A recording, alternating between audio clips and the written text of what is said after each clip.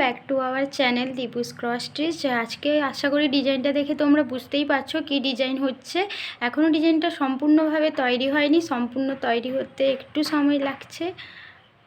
তাও কিছুটা যতটা হয়েছে সেইটা দেখানোর চেষ্টা হচ্ছে। ওটা তোমরা যারা ঘরটা গুনে গুনে দেখতে চাইছো গুনে দেখিয়ে দিচ্ছি। আমি এটা প্লাস্টিক ক্যানভাসের উপর করেছি। তোমরা কেউ চাইলে এটা আসনের উপরও করতে পারো।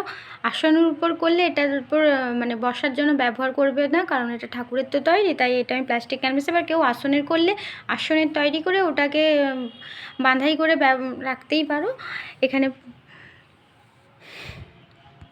এই ডিজাইনটা করতে আমার এখান থেকে এতটা টোটাল ঘর আছে 150টি, আর এখানে এই জায়গাটা থেকে এতটা পর্যন্ত আছে টোটাল 130টি ঘর।